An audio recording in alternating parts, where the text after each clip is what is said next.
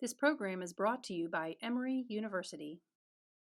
Okay, good afternoon, everyone, and thank you for coming to today's event, which promises to be an invigorating and thought-provoking event. We're absolutely thrilled to have Phil Ewell join us today and giving a talk on white stories, Black histories, and desegregating the music curriculum. Following his talk, which will be roughly 50-ish minutes in length, we will have a panel discussion with our esteemed Dwight Andrews, who is an Emory faculty, also Heidi Senungetuk, ethnomusicologist, also on Emory faculty, and Clifton Boyd, who is finishing up his doctoral studies in music theory at Yale.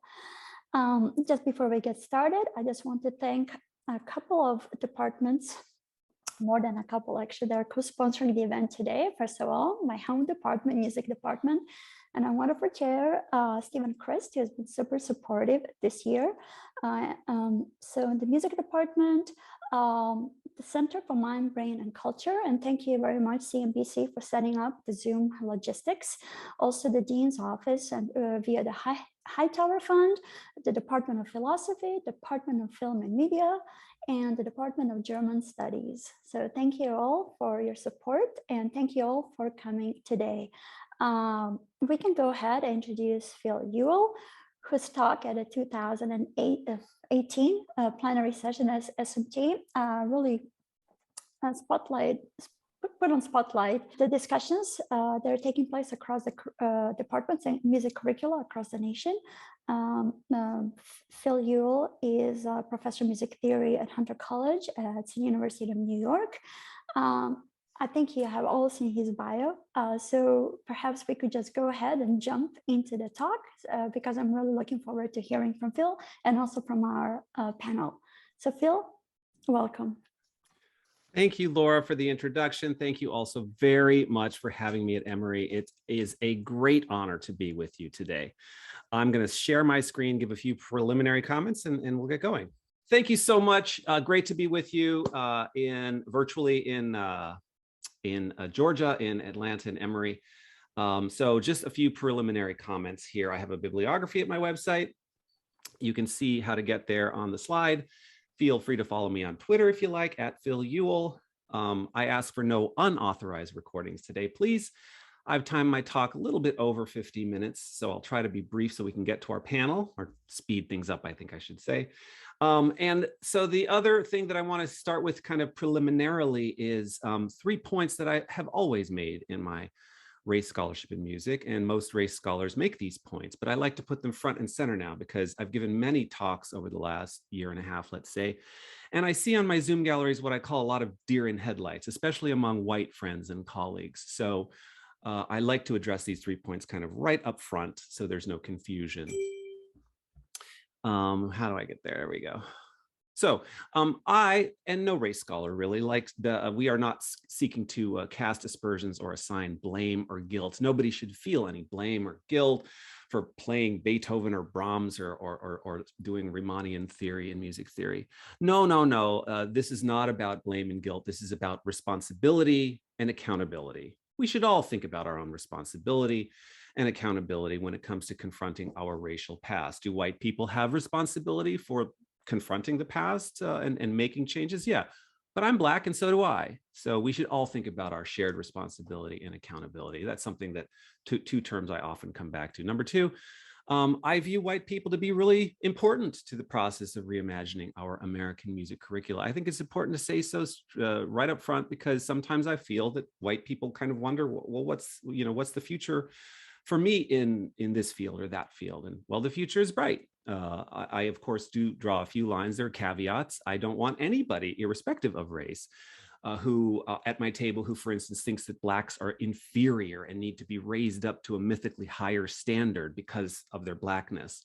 That person's not welcome at my table. I don't want somebody who thinks that, for instance, cisgender men are more capable of conducting symphony orchestras because of their cisnormativity and their maleness.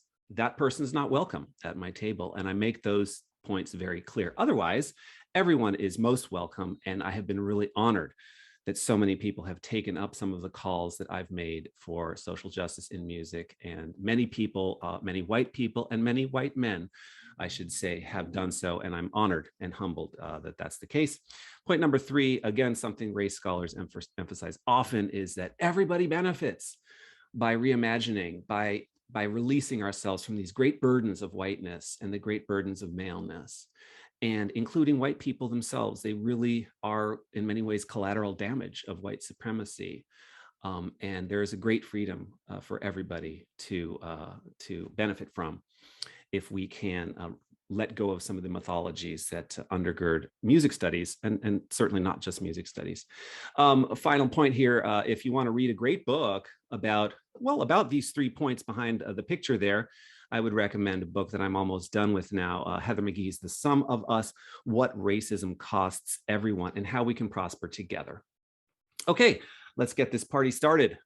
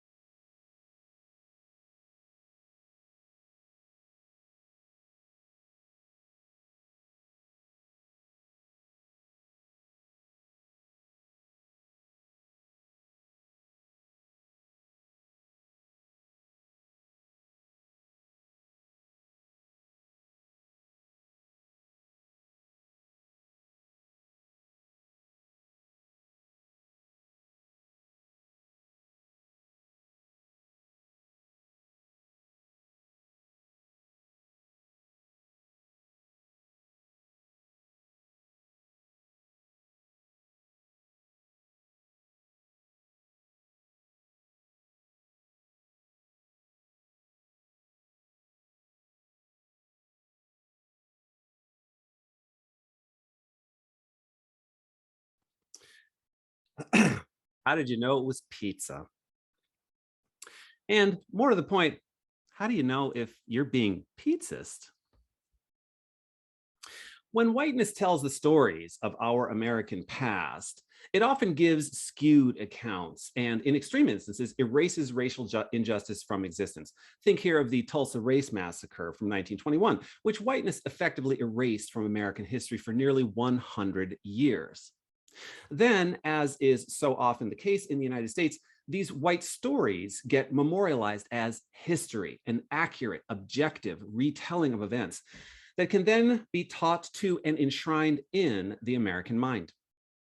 Yet when Blackness tells its version of the story, Blackness is often told by whiteness that that version is biased, emotional, and not rooted in fact.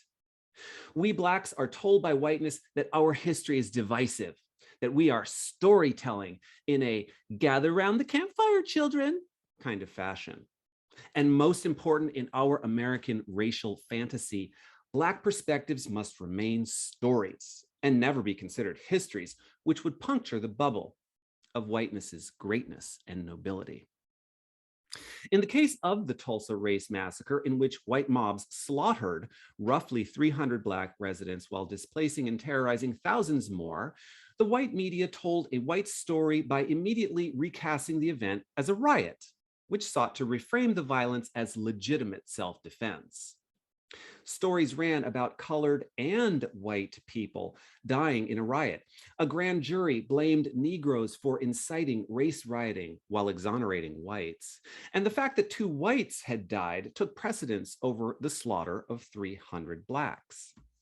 And in a case of Black history, Viola Fletcher, at age 107, one of only 3 survivors of the massacre, gave congressional testimony on May 19th of this year, finally giving voice to a national audience of her first-person testimony of the horrors of the massacre of Black persons in Tulsa when she was a 7-year-old girl.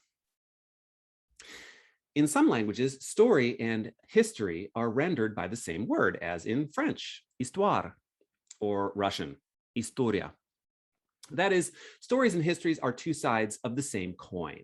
I'll let the listener decide for themselves whether I'm telling stories or writing histories today, but in either case, the racial aspect of America's history simply must become part of our narratives if we ever wish to confront America's utter racial dystopia that we all now face. Today, I'll discuss some of music's white stories in hopes of coming to a more nuanced version of the academic study of music. Throughout my talk today, I, as a Black person, will be conveying a Black perspective on these stories, a perspective that I'll suggest to you is Black history. Toward the end of my talk, I'll discuss why our music curricula remain so racially segregated, even today, and offer a few suggestions for a path forward. The white story of Western civilization and origin myths. Many scholars have shown that the idea that ancient Greece was the sole progenitor of Western civilization was at best spurious and at worst harmful. Historian Nell Irving Painter writes, without a doubt, the sophisticated Egyptian, Phoenician, Minoan, and Persian societies deeply influenced the classical culture of ancient Greece, which some still imagine as the West's pure and unique source. Historian Kwame Anthony Appiah writes that Western civilization is at best the source of a great deal of confusion, at worst an obstacle to facing some of the great political challenges of our time. I believe Western civilization is not at all a good idea, and Western culture is no improvement. And classicist Rebecca Futo Kennedy writes that the term Western civilization doesn't appear in the literature before the 1840s, adding, the concept of Western civ itself doesn't emerge until the late 19th century, and when it does, it is explicitly white supremacist.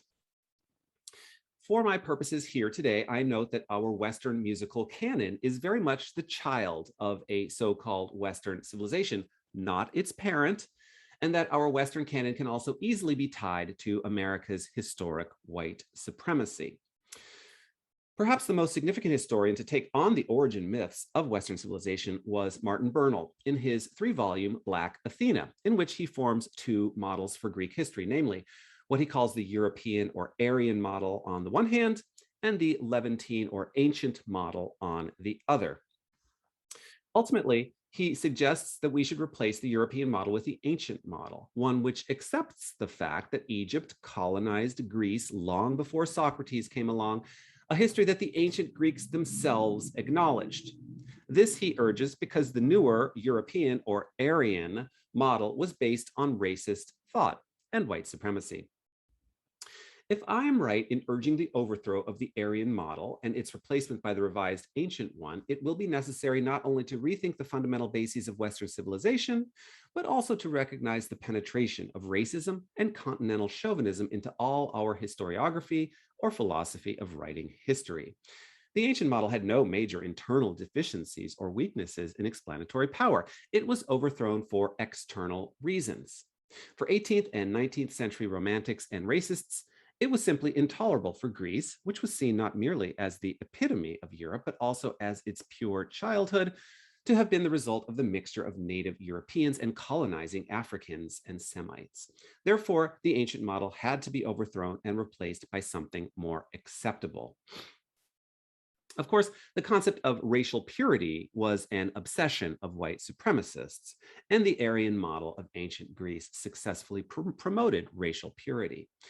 Bernal shows that the creation of the European Aryan model of ancient Greece served as a perfect mythology to sustain and justify not just Western greatness, but its violent excursions across the globe and its rapacious lust for colonies outside of Europe. If Europe and its racial whiteness were to be put forth as superior, it would need a story to sell this superiority. And the European Aryan model of ancient Greece provided just that. Unsurprisingly, Martin Bernal's landmark Black Athena caused immediate controversy. Perhaps the most ardent defender of the divine provenance of the ancient Greeks was classicist Mary Lefkowitz, who wrote a monograph, Not Out of Africa, How Afrocentrism Became an Excuse to Teach Myth as History. I find it telling that Lefkowitz adds teaching myth as history in the subtitle of her monograph, since teaching the ancient Greeks is so often exactly that.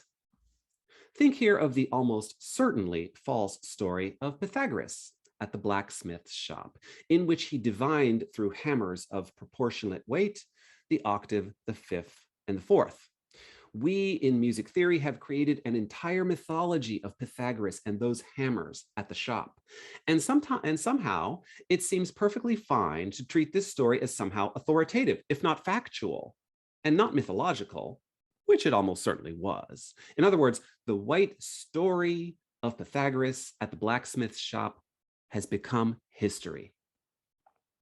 This brings up the largest problem with Mary Lefkowitz's counter-arguments, which are counter-arguments consistently heard when someone wisely questions the issue of race and gender in historical accounts of white male exceptionalism, and exceptionalism never described as such, of course. In a 2018 piece, Black Athena, White Power, Are We Paying the Price for Classics' response to Bernal? Classicist Denise Eileen McCoskey puts it better than I can. Leaving aside the personalities and general climate surrounding Black Athena, it is Lefkowitz's main premise regarding historical inquiry that I want to call out, since it is one too many classicists still endorse today, namely, that Afrocentrism pursued readings of the ancient world based in emotion, bias, and the need to build self-esteem, while classics, tightly wrapped in the mantle of objectivity, rigorously sought the truth. This spot-on criticism of Lefkowitz resonates deeply with me, since so many in conservative quarters of music theory, the vast majority of whom are in fact white men, have criticized my own Afrocentric work combining race scholarship with music theory as emotional and biased, while their own arguments are to be considered reasoned and objective. But this is one of the most effective tactics in the promotion of our white male frame, namely, painting the person questioning why the racialized and gendered structures of what we do exist as an emotional and unhinged critic. For my race scholarship in music, I myself have been called a charlatan, moron, racist, anti-Semite, and nitwit, among many other slurs on social media and in unsolicited communications, while those who defend the status quo are heroes of the natural order of things and of the truth. McCoskey continues, such a dichotomy that emotional people of color politicize history while reasonable white people seek objective fact was patently false in the 1980s, even as it became a staple in the arsenal of arguments defending the exclusionary practices of many disciplines. Needless to say, the notion that white people are somehow more conditioned for objectivity when it comes to historical thought is painfully false when set against the backdrop of white supremacy's renewed nostalgia for the classical world. Painfully false indeed. This history, one might call it a father knows best paternalism, in which white men rightfully proclaim and lead while others listen and follow, is as old as our country itself. Is it any wonder that even now, in 2021, there are still those in music theory who would believe that white men are somehow more inclined toward an unknowable objectivity, while others toward a known emotionality? The white story of the Western canon in music. To see how Western mythologies played out in music, I'll turn to the most famous historical textbook, A History of Western Music by Donald Grout. In my discussion, I'll cite the 4th and 10th editions from 1988 and 2019, respectively. The 4th, which added the Yale music theorist Claude Poliska, was very much like the previous 3 editions. Right off the bat, Grout and Poliska begin with the Roman Empire in the 5th century, highlighting the Christian era. The history of Western art music properly begins with the music of the Christian church. But all through the Middle Ages and even to the present time, artists and intellectuals have continually turned back to Greece and Rome for instruction, for correction, and for inspiration in their several fields of work. This has been true in music. With these words and this textbook, the origin myths of ancient Greece in music were solidified. Grout and Poliska explicitly tie Western art music to the Christian church, a church that obviously didn't exist in ancient Greece. Here, the authors are splitting the difference. Western music began with the Christian church, but it also didn't, because it began with ancient Greece. Of course, there were many musical traditions that predated those of the Christian church, or ancient Greece for that matter, but they have been erased from Western history. But Grout and Poliska were not at all exceptional in this erasure. It was, in fact, the story of mid-20th century America in all such historical accounts of music. I might say that it was the white story. Cutting to the 2019 10th edition, which added the Indiana University musicologist Peter Burkholder, who had already been added in the 6th edition. I think that was from 2001, if memory serves. Many changes are notable.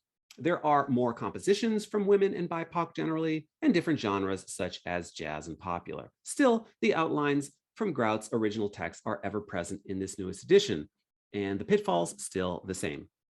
I'll quote at length here, since there is so much of Western civilization in the following quotation. The culture of Europe and the Americas, known as Western culture to distinguish it from the traditional cultures of Asia, has deep roots in the civilizations of antiquity. Our agriculture, writing, cities, and systems of trade derived from the ancient Near East. Our mathematics, calendar, astronomy, and medicine grew from Mesopotamian, Egyptian, Greek, and Roman sources. Our philosophy is founded on Plato and Aristotle. Our primary religions, Christianity and Judaism, arose in the ancient Near East and were influenced by Greek thought. Our literature grew out of Greek and Latin traditions and drew on ancient myth and scripture. Our artists imitated ancient sculpture and architecture. From medieval empires to modern democracies, governments have looked to Greece and Rome for examples. The music of Western culture, known as Western music, also has roots in antiquity, from the scales we use to the functions music serves. The strongest direct influence comes through Greek writings, which became the foundation for European views on music. I'm made uncomfortable by many parts of this long quotation. The notion of pitting the West against Asia as some kind of antipode to the total erasure of Africa and the pre-colonial Americas. The problematic belief that our philosophy is founded on Plato and Aristotle, or that our literature came from Greek and Latin traditions, or that the West does not include Islam, which has been part of Europe since that religion's founding in the 7th century Common Era, to say nothing of other European non-Abrahamic religions. But most troubling to me is the incessant use of the first person plural pronouns, our and we. I myself was born in Long Beach, California, to an African-American dad and a Norwegian mom, and I've lived for 4 years in Canada, 7 in Russia, and the rest of my life in the United States. I could therefore reasonably be called a Westerner. I'm presenting in English, after all, yet I see very little of myself in this long quotation.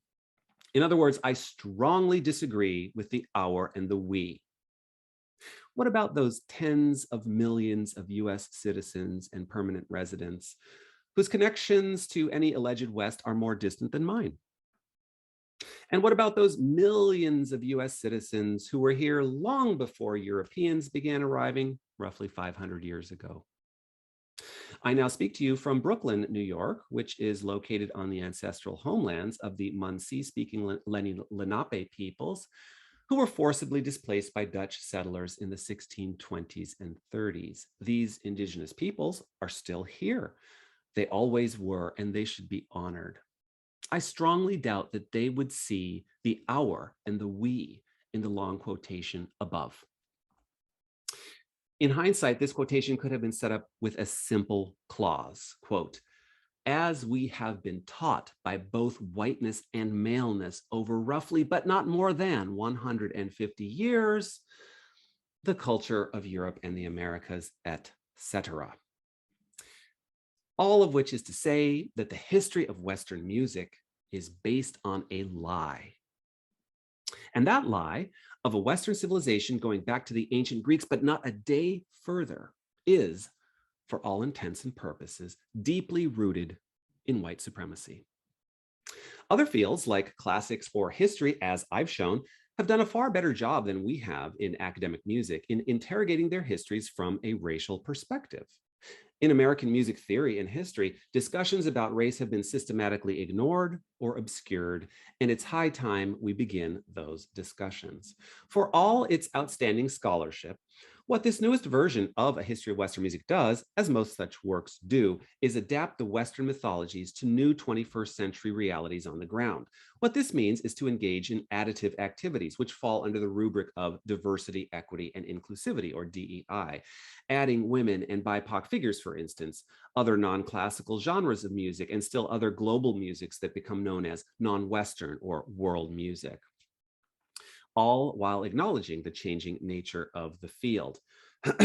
At the end of the 10th edition, in a section entitled, quote, "The Future of Western Music," close quote, Peter Burkholder writes, "The popularity of fusions, mashups, mixtures, and blends in recent years is only the latest manifestation of a long-standing trait in the Western tradition, combining multiple influences to create something new.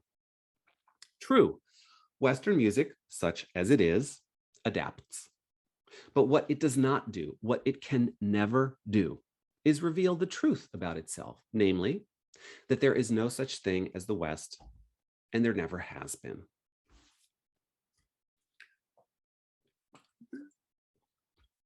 Now, I imagine most everyone has heard about some of the blow up from last summer with volume 12 of the Journal of Shankarian Studies. I want to talk about two reactions to that. And just for a little context, I'm going to tell a little bit of that story. But since I want to limit myself in time, I'm going to do it in just 60 seconds or less. So wish me luck. On November 9th, 2019, I gave a 20-minute plenary talk, Music Theory's White Racial Frame, at the Annual Society for Music Theory meeting.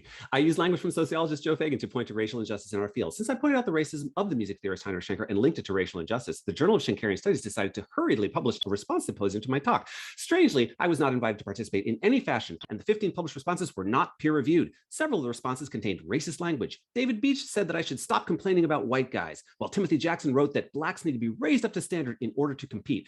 Another response author, Alan Cadwallader, sent me a personal email calling me an inept idiot. In other words, volume 12 was Pizzist. Many came to my defense and condemned volume 12, including SMT, Yale University, the University of Toronto, and the graduate students at UNT, where volume 12 was published. An open letter signed by more than 900 people was addressed to SMT urging anti-racist action. Then the media jumped in. Stories ran in Fox News, The New Yorker, The New York Times, Russian National TV, und die Zeit, was natürlich super war. Dankeschön.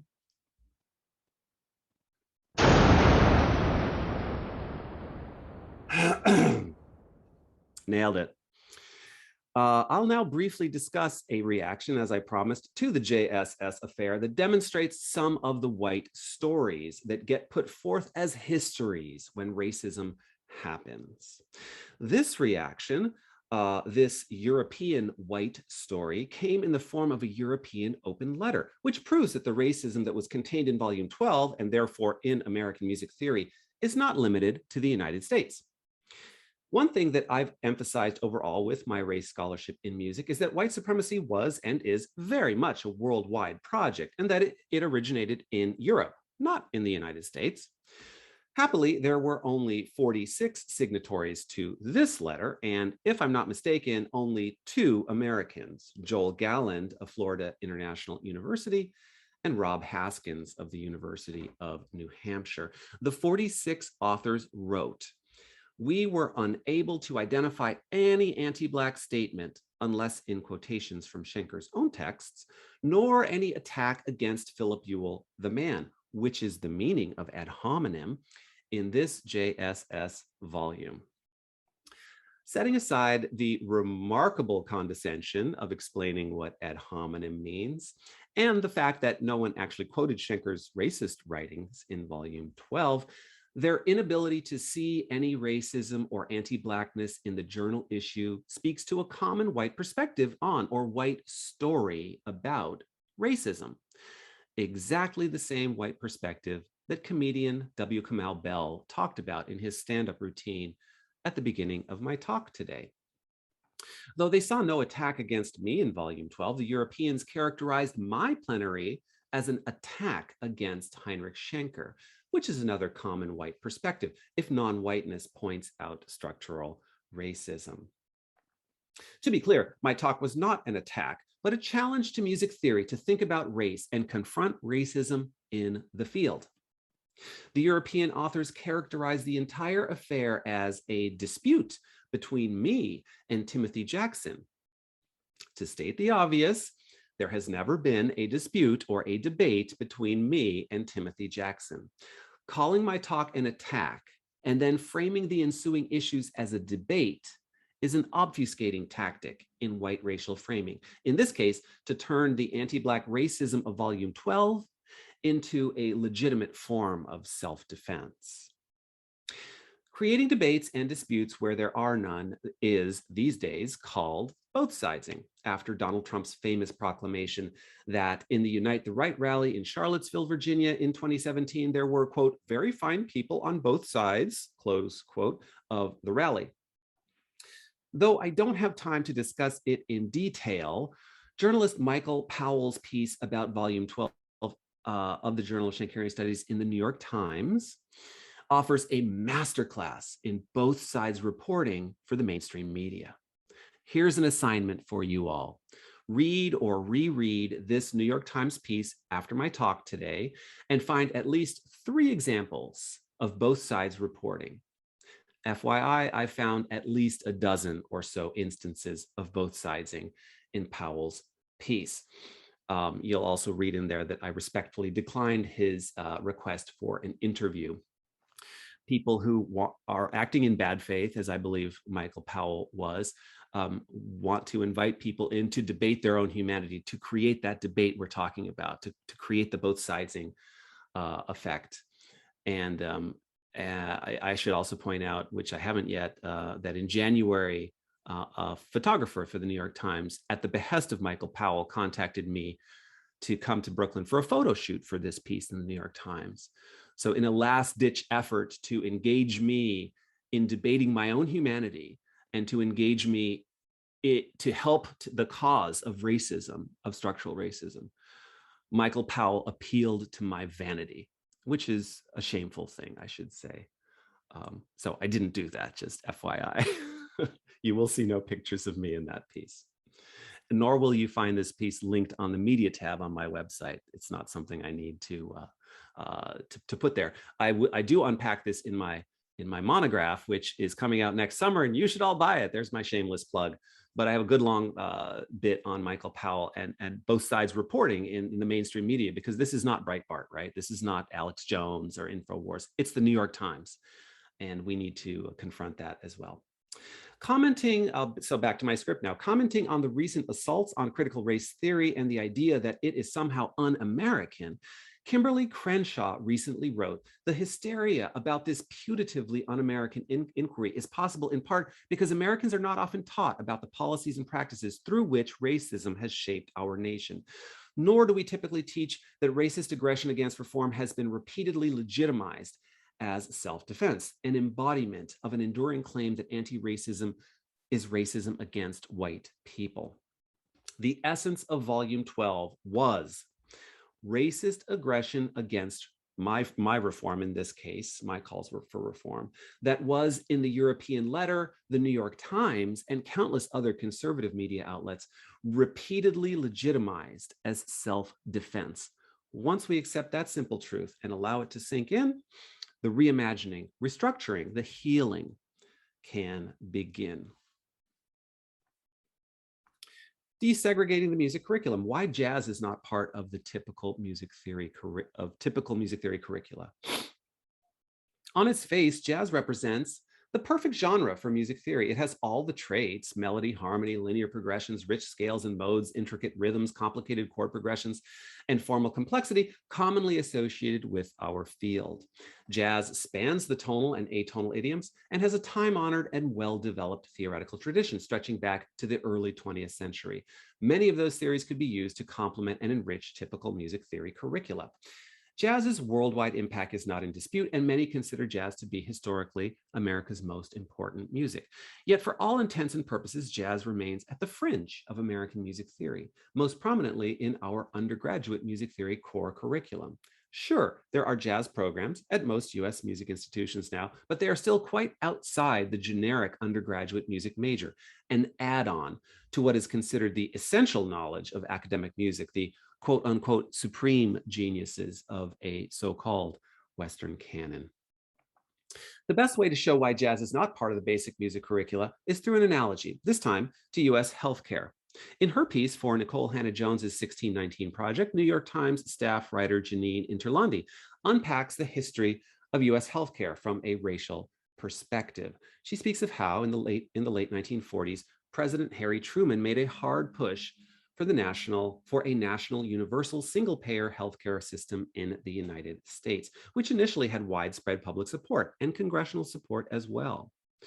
The reason it ultimately failed was that the American Medical Association, which was an all-white male organization at the time, lobbied hard against it, claiming the government should stay out of healthcare.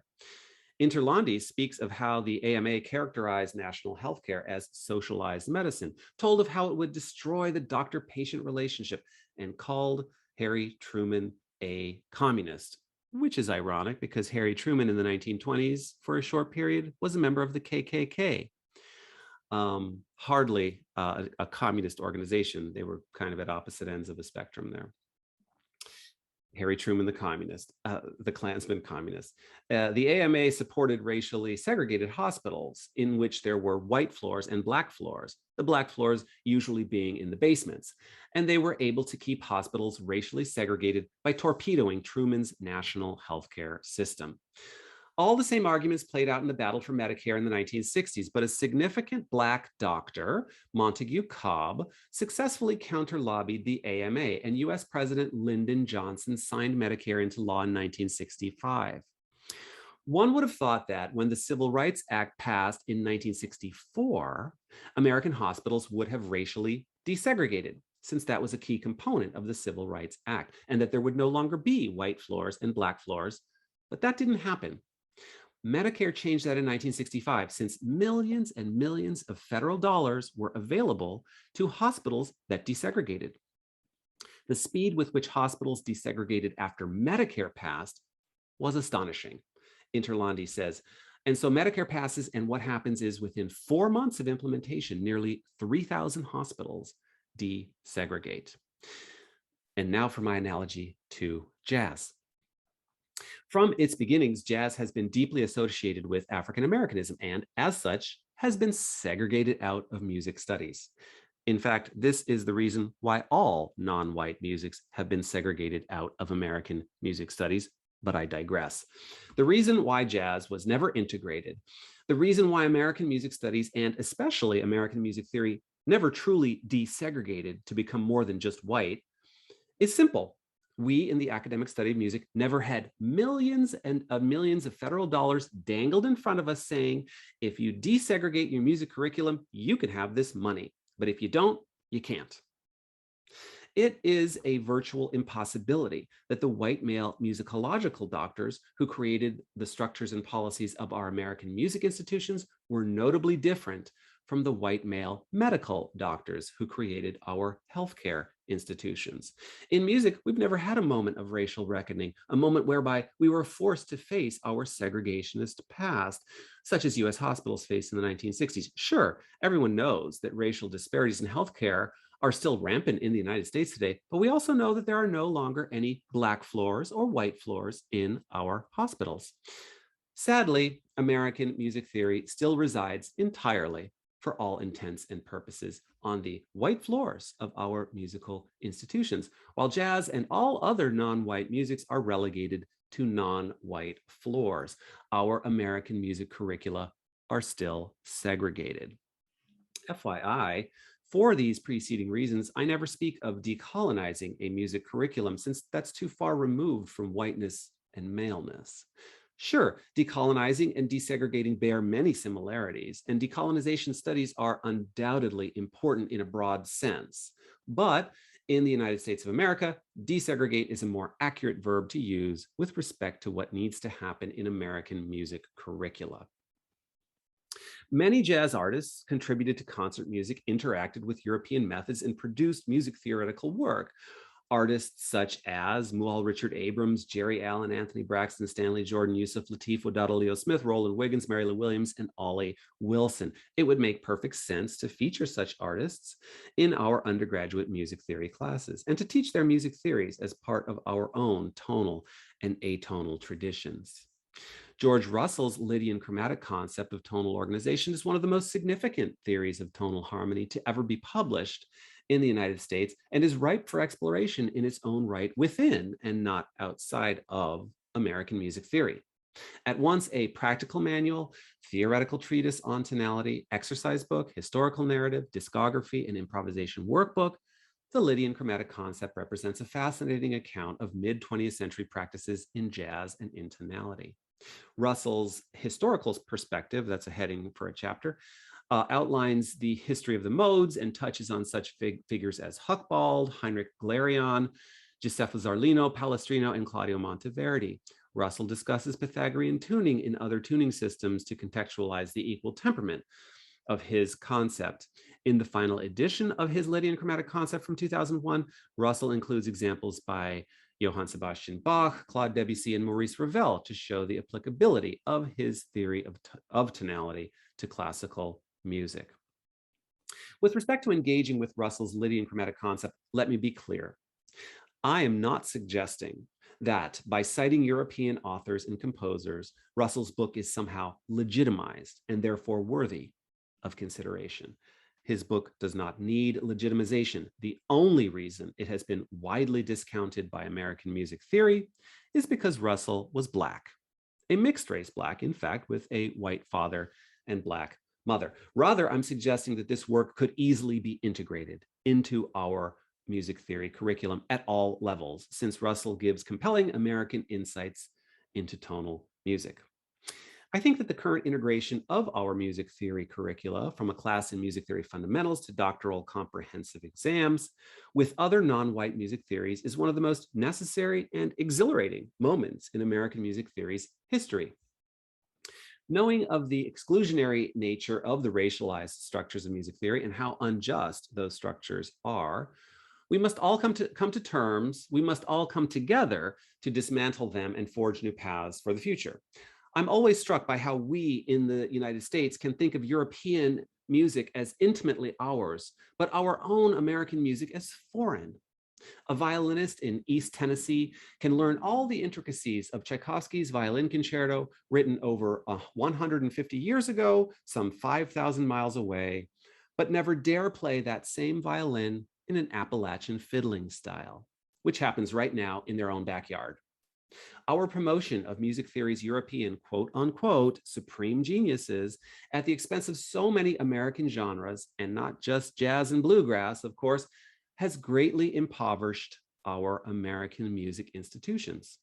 We can enrich them all by understanding not only that many American and other global musics deserve our attention, but that the European masters were actually just composers like all others. Composers who wrote interesting music, also deserving of attention, but not inherently better than other musics of our planet. This point is ultimately much larger than just music theory. The missions of our music schools, departments, and conservatories were conceived decades ago, if not more than a century ago.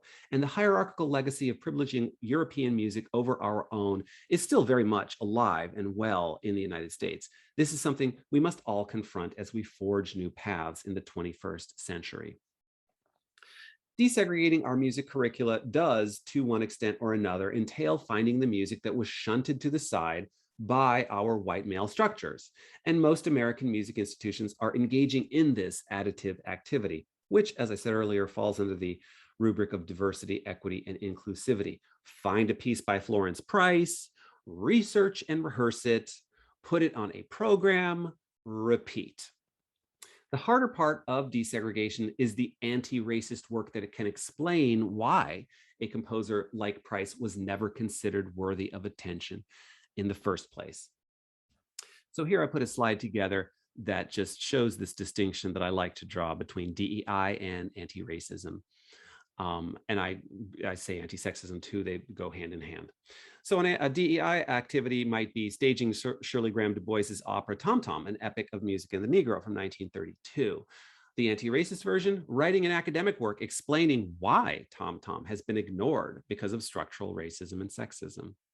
DEI, forming a committee to discuss various aspects of race and gender in a music curriculum. Anti-racist version, voting in committee to discontinue a racist, sexist, exclusionist structure, like a graduate German language requirement. Now, let me be clear here. I know that the German department is co-sponsor of this event. I give all foreign language departments 2 enthusiastic thumbs up. I support their missions. I think we should study more foreign languages. I myself know 4 foreign languages to varying degrees of fluency. I support foreign language departments in universities. I most certainly do not support forcing German to music graduate students, which I don't even know if you know, in the German department down there at Emory is part of music grad programs to this day. It's going away. It should be gone tomorrow, but it'll take some years. There are still people who are digging in their heels and telling us, no, we need to know the German language, when in fact we don't. We just don't. It's that simple. In order to be a good music theorist or musicologist. You need to know German language well if you want to run for parliament in Germany, for instance. I think that would be a reasonable thing, but not to be a good musician. DEI, allowing a student to pass a musicianship proficiency by substituting, say, the oud for the piano as an exception to the piano proficiency requirement. There seem to be some non-musicians on the call. The oud is an Arabic Middle Eastern lute. It's a predecessor to the lute by 2,000 or 3,000 years, actually.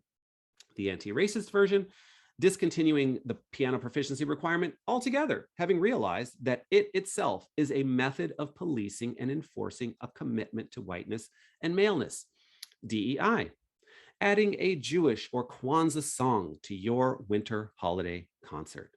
Anti-racism, examining the legacy of Christianity associated with such concerts and the potentially exclusionary aspects of a hidden Christianity requirement therein. Final point, DEI, admitting a woman, transgender man or woman, or gender nonconforming person into your doctoral orchestral conducting program. The anti-racist version, setting a benchmark to have minimum 50% such persons within a given time frame, say 5 years, in your doctoral orchestral conducting program at all levels, from incoming students to senior faculty. Okay, my final Black historical point for today concerns the Peabody Institute of Music, one of our country's finest. Oh, I'm sorry, I have to, the final point here about this slide. On the DEI side, these things are good, but usually, but they're sometimes not. Why are they sometimes not good, DEI? Because often DEI can act as a smokescreen. Forming a committee is easy. Voting in committee to make a change is much harder, right? So oftentimes white male frameworks use DEI activities and they try to pawn it off, frankly, as anti-racism, and it's not. We should keep that in mind. It's very important. Sarah Ahmed has a great book called On Being Included from 2012 that breaks down a lot of the diversity smoke screening that happens in higher ed. Meanwhile, over here, this is much better, this column, the anti-racism, anti-sexism column. And as you already know, I think it's better and it's much harder for the simple reason that it's much more threatening to whiteness and much more threatening to maleness. This is where you'll get very angry, aggressive reactions. And it shouldn't be like that. It's unfortunate, but that is just the truth. And so do bear that in mind. And it's difficult work, but ultimately it's exhilarating and rewarding. Okay, now my final Black historical point for today concerns the Peabody Institute of Music, one of our country's finest. In A Message of Inclusion, A History of Exclusion, Racial Injustice at the Peabody Institute, a 2019 master's thesis for Peabody, violinist Sarah Thomas tells the history of racial exclusionism at Peabody from a Black perspective, a final Black history for today. It took Peabody nearly a century after its founding in 1857 to admit its first Black student, Paul Brent, a pianist, in 1949. And there was great controversy surrounding his admittance. Though racial exclusion was rarely written into school charters, it was generally accepted in segregated American educational institutions. Responding to Brent's application to Peabody, its president at the time, William Marbury, wrote to the board of directors in July 1949. We are brought face to face with the issue whether to modify our longstanding rule against the admission of Negro students, thus putting in writing that which was only unofficial policy at the time. Once the issue was put to a vote, only one board member, Douglas Gordon, openly opposed admitting Brent. In his letter to President Marbury about admitting Brent, Gordon wrote, "It seems to me that it would be a great mistake to change the present policy. In our climate, the presence of Negroes can to some be extremely offensive. Notwithstanding this, to others, their presence together with whites at school is as in the South going to lead to such a mixed race as one can see in Sicily or Brazil, not a very edifying spectacle." Sarah Thomas had taken a transcription from a handwritten letter for this particular quote, which is why some of it was illegible. Quote, "The presence of Negroes can to some be extremely offensive," close quote. This is surely an abhorrent view, and today one might like to think that such views were, in fact, exceptional among whites in the early to mid-20th century. Unfortunately, this is simply not true. For example, about the second coming of the Ku Klux Klan in the 1920s, Linda Gordon writes, "Most important, the 1920s Klan program was embraced by millions who were not members, possibly even a majority of Americans. Far from appearing disreputable or extreme in its ideology, the 1920s Klan seemed ordinary and respectable to its contemporaries." No, such abhorrent views about Blacks among whites in the early to mid-20th century were not at all exceptional. More likely, they were, in fact, the norm. I recall Harry Truman's dalliances with the Ku Klux Klan, and since I'm mentioning presidential dalliances with the Ku Klux Klan, if you don't know, Donald Trump's father, Fred Trump, was arrested right here in New York City. I could walk to where he was arrested in Queens. It might take a couple hours. I'm in South Brooklyn. 1927, full Ku Klux Klan regalia. Fred Trump, Donald Trump's father, was arrested on Memorial Day at a riot in 1927. So there you have it. There's a nice Vox.com piece about Fred Trump being arrested in his KKK outfit, if you're interested. Not on my bibliography, by the way. On the point of admitting Paul Brent to Peabody, there was otherwise great reluctance among the board members, as evidenced by another response to President Marbury, this one by board member J. Hall Pleasance. "I feel that there is an hysterical element in the way the Negro question, especially in its racial aspects, is being rushed at the present time, and that under the guise of racial equality, things are going too fast." Slowing down racial progress is a common trope among white persons in the history of the United States, a slowing down often referred to as incrementalism or gradualism. Finally, the board members expressed that they could only admit Brent as an exception to their unwritten rule against admitting Black students, rather than getting rid of racial barriers. And he would only be so admitted if he were deemed extremely talented at his audition, which implied that a higher bar for admittance was being established for Brent as a Black applicant. We Blacks often say that we have to be twice as good as our white counterparts in order to get half the credit. I feel that often white persons either reject this view outright or have trouble understanding it. With the case of Paul Brent, we have proof that he was being held to a higher standard than the typical white applicant to Peabody. Sadly, being held to a higher standard still applies today to many BIPOC, women, or other minoritized groups in any number of arenas in the United States. A final point about this telling story, this Black history. I imagine that when I said Sarah Thomas told this story from a Black perspective, that you may have thought that Sarah Thomas is in fact Black, but she's not. Sarah Thomas is white.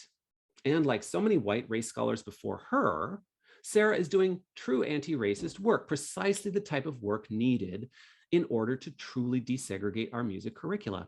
That is, without the arduous, painstaking work of digging into our American histories and, more to the point, our American white histories, we cannot come to a clear understanding of what needs to be done to make positive change. Indeed, some of my favorite race scholars are white, like Kathleen Belew on the paramilitary aspects of white supremacy, Ari Berman on voting rights, Jane Daly on the sexual panic of white supremacy, Jonathan Metzl on dying of whiteness, Jesse Daniels on cyber racism, and also a wonderful new book by Jesse, Nice White Ladies, about the complicity of white women in the history of American white supremacy. I am a proud mentee of Jesse Daniels, also at Hunter College. And she's an amazing person who actually was mentored by Joe Fagan here on the slide at the University of Texas some years ago. In fact, it was Jesse Daniels who told me, as she was mentoring me for this project, that I should look at Joe Fagan's white racial framing and possibly apply some of that language to music theory. So it started with Jesse, who is good friends with Joe Fagan, and I myself now consider myself a good friend of Joe Fagan. We often exchange emails. Joe and Jesse, I invited you to today's talk. If you are indeed here in the room, you are great Americans.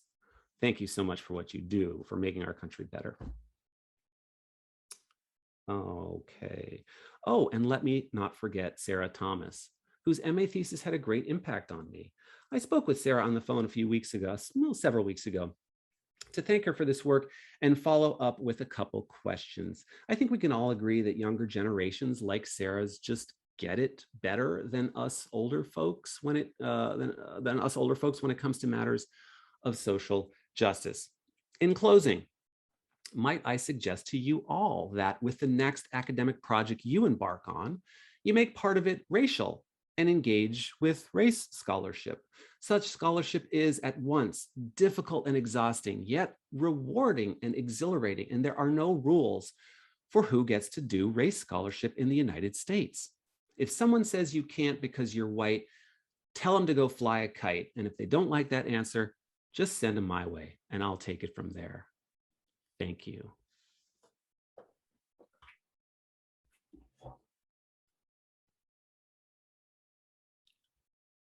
Thank you, Phil. That talk did not disappoint. Thank you so much. I would like to go ahead and open up the discussion. Perhaps we could start with our panelists. And Dwight, Clifton, and Heidi. I didn't really plan in a particular order, and also we will take questions from the attendees. So if anyone has a question, please just type it up in the chat, and hopefully we'll get to all of your questions and comments. Anybody who would like to perhaps begin the discussion? Well, I can certainly begin. Thank you, Phil. It was a fantastic presentation, and so compelling about the ways in which you kind of built the argument. And even for those that are sympathetic, I think you articulated it in a way that I think could be very, very persuasive, even to the most reluctant.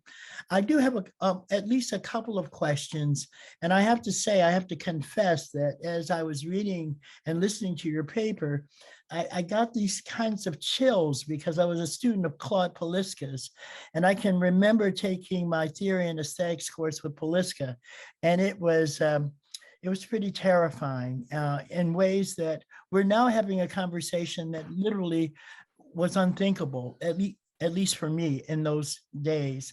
But more to the point, for those of us that are sympathetic to your viewpoint, which I think is very important, how do we prepare for the pivot? That is, there are even music departments who want to make meaningful change, but I think feel ill prepared to do so.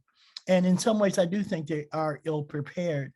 So even programming a Florence Price piece, and how do we kind of create a criteria in which we can not include Florence Price because she's an African-American woman, but because we have come to a new way of understanding what's important in terms of early 20th century American composers. So there's a kind of aesthetics issue that I'm trying to grapple with, so that rather than kind of checking off a dot, we said Florence Price belongs there. And even if we know why she hasn't been included, we are making these decisions to put her there, or George Walker or others, for these kind of critical reasons. And so it's a critical reasoning piece that I'm asking for those that are interested in moving this way. Yeah. Thanks, Dwight. That's a great question. And yeah, you're invoking of Claude Poliska. I also took classes with Claude Poliska in the 90s. And I find myself continually rethinking things, my entire Yale experience, actually, not just with Poliska, but with others, and thinking to myself, oh yeah, that's actually what was happening in this scenario. Oh yeah, I get it now. Like it just, that's a little bit separate from your point, I think, or from your question. If there's a pivot to be had, I wish I had a better answer for you other than to say it's going to need some time to pass in order for people to accept new realities.